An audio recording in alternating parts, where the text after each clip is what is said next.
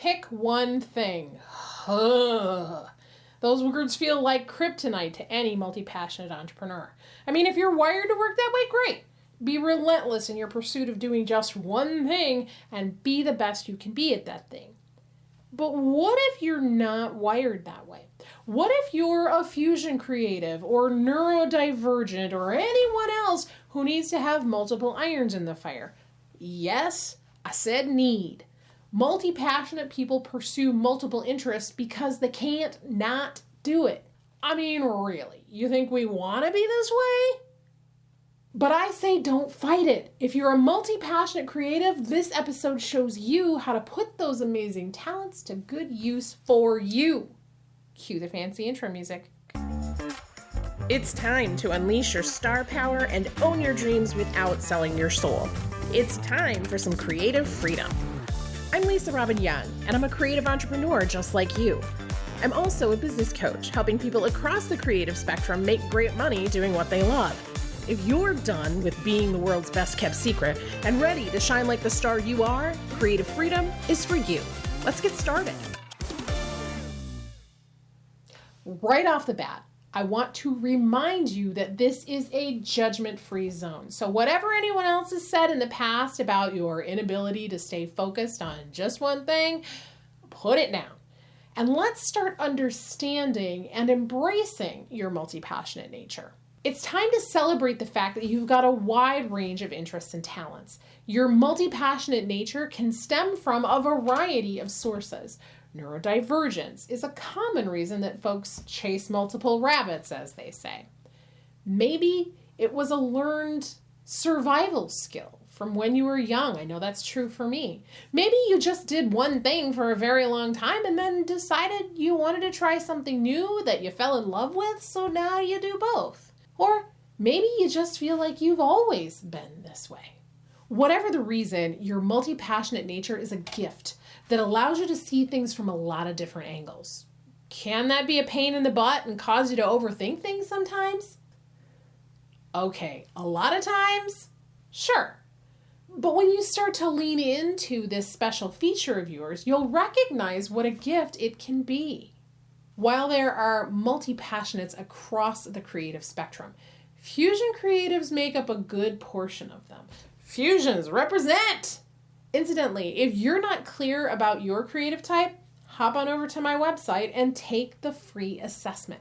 It takes just a few minutes and you'll have a deeper insight into how you're uniquely wired for success. You'll learn where you fall on the spectrum and you'll get more insights into each of the 5 creative types. Fusions have a natural curiosity and proficiency for just about anything on either side of the spectrum. I'm a fusion creative. We stand in the middle of the spectrum between the 2 cusp types. We are what I call the great translators. We can see the chaotic end of the spectrum or the linear end of the spectrum and function on either end with equal ease or frustration, depending on the day. Multi-passionates who are on the chaotic end of the spectrum usually enjoy a handful of different pursuits on the chaotic end of the spectrum. And linears may demonstrate a range of skills on that end of the spectrum. But fusions and some cusp types have a breadth and a depth that makes it incredibly hard for them to classify their talents. It's the difference between Tony Bennett and Hedy Lamarr. Tony Bennett was both a singer and a fine artist, 2 pursuits that are traditionally associated with the more chaotic end of the spectrum. Hedy Lamarr's interests were on completely opposite ends of the creative spectrum. She was a Hollywood starlet by day and an inventor and scientist by night. That's much more indicative of a multi-passionate fusion or cusp type creative. I'm an actor in Hollywood, a sex symbol, and a scientist. Those things don't seem to go together. In fact, Ms. Lamarr wanted to join the National Inventors Council after she co-developed and patented her frequency hopping technology, and she was reportedly told that she would do more good using her celebrity status to sell war bonds. Yeesh. But she got the last laugh because she now has a star on the Hollywood Walk of Fame, designed and developed a ski resort in Aspen, Colorado, and was the very first woman to receive the Invention Convention's Bulby Award, which is basically the Oscar of the inventing world.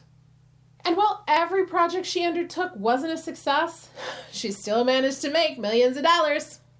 That's why, as a multi-passionate person, so much of the standard advice out there doesn't work for you. You're not standard. You're exceptional. You've got a unique way of showing up in the world that blends sometimes very disparate elements. So don't suppress your skills and abilities. Embrace and lean into them. And I hear you saying, okay, Lisa, but how? First, and this is one of the most important things that I'm going to tell you in this episode, you don't have to monetize every little thing that you enjoy. Shocker. I know. Oh, let me sit down for a moment. You can be multi-passionate and still only focus on one or two things for your career. Save some of your passions for your own pleasure and enjoyment. That's totally cool, despite what capitalism might have you believe. I've said many times that just because you're good at something doesn't mean you need to be doing it. But it's also true that just because you're good at something doesn't mean you need to make it part of your livelihood either. I have a friend who's an amazing vocalist, but to turn it into a career would take all the fun out of it for him. He sings for the fun of it. And if he gets paid sometimes, that's cool too.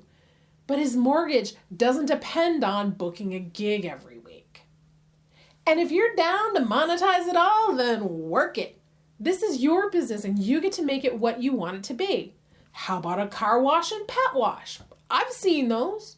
What about indoor mini golf at a funeral home? Hair salon and travel agency? Cars and pool tables? Don't laugh, those are all real businesses somewhere in the world, and I'll post a link in the show notes so that you can see the rest of these very interesting business combinations. There was an auto parts store where I used to live that had a jewelry counter in the middle of the store, and they sold a good amount of jewelry because women would come in with their husbands who needed auto parts and they would buy jewelry. All this is to say that you can probably build whatever you want so long as it's legal and you've got an audience that wants what you have to offer. It's not easy at the beginning, at least for most folks. People won't get you. Part of your job is to help them see the benefit of your diverse skill set. And it's totally okay to only talk about the relevant parts of you in any given conversation. When I work with my consulting clients, I don't talk music most of the time. But when I'm singing or acting on stage, I'm not handing out business advice either. I know my through line. I understand what connects everything. It's not important that everybody else does. What matters is that the right band member is singing lead at the right time. Here's what I mean by that. Take the band, the Eagles.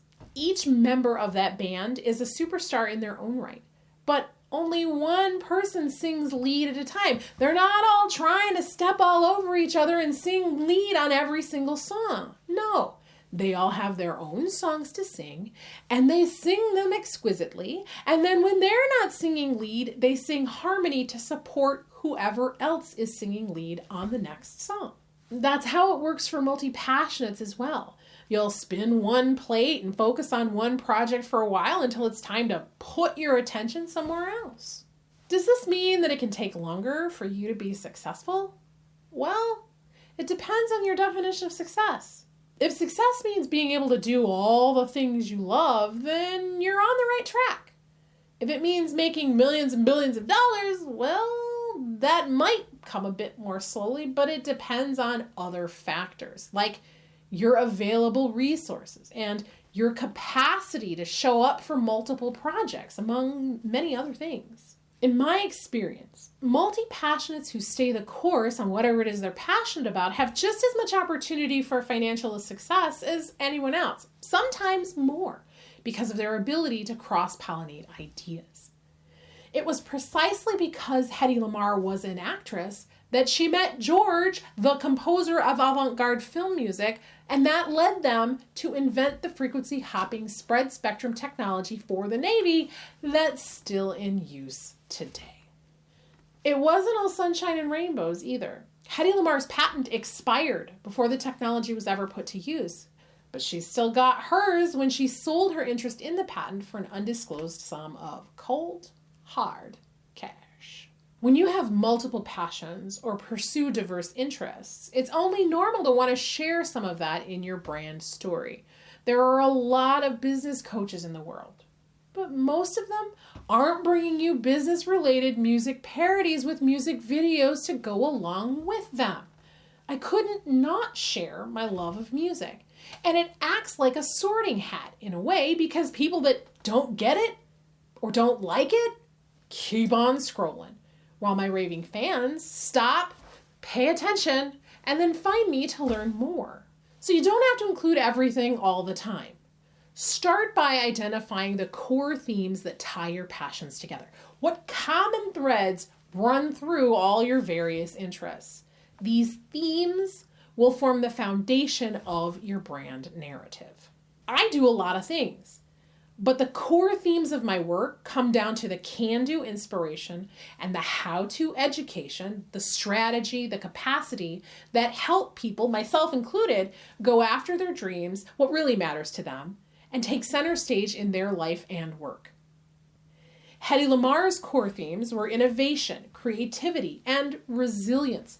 Despite being known primarily as a Hollywood actress, her passion for invention and problem solving was a constant throughout her life. She learned at the feet of her father. And once you understand the core themes, you can develop a cohesive brand story that weaves together your diverse passions. You can share the journey that led you to where you are today, highlight the pivotal moments and the lessons learned along the way. In fact, the branding piece is so important that our next episode will cover it in more detail. Hedy Lamarr's brand story seamlessly integrated her dual identities as an actress and an inventor. Beauty and brains. Even if everybody else didn't get it, she knew the through line. She was not just a glamorous movie star. She was also a brilliant mind who co-invented a frequency hopping system that laid the groundwork for modern wireless communication. Your cell phone, you have Hedy Lamarr to thank for that. Then it's just a matter of articulating how your unique combination of passions makes you uniquely qualified to serve your audience. Show them how these passions enhance your expertise and set you apart from others in your field. Hedy Lamarr's unique value proposition was her ability to bridge the worlds of entertainment and technology with grace. Her fame as an actress gave her a platform to promote her inventions, while her technical innovations demonstrated her depth and intelligence beyond her on-screen persona and acting chops. Embracing your multi-passionate nature may come with its challenges and doubts. But stay the course. Please stay the course. We need you. Give yourself permission to show up fully and completely, as only you can. The right people will glom on. And yeah, that means the wrong people won't. They might even grump a little. But your growing fan base will be there to remind you just how awesome you really are. Give yourself the time and space to grow, too. Trying to do it all ain't easy. And it takes more resources than focusing on just one thing. That's why so many coaches tell you to focus on one thing in the first place. But if you could, you would. And you can't, so don't. And sometimes you get lucky and you go viral right away. But that's not the norm. Typically, it's a lot of small steps along the way. Like I wrote in my first book, small stepping stones build tall towers. If you're still feeling anxious, tap into the downloadable worksheet to help you define and articulate your unique advantages as a multi-passionate person. If you want my personal help, book a next step session and we can talk more about building a business that works for how you're wired to work. Next time, we'll dig deeper into personal branding for multi-passionates. We've only scratched the surface here. So be sure that you're subscribed to the show and to our email list so that you'll be the first to know when our next episodes drop. I sure hope we'll see you there. And for more inspiration and education to help you unleash your star power and own your dreams without selling your soul, come see what's shaking over at creativefreedomshow.com. You know you want to.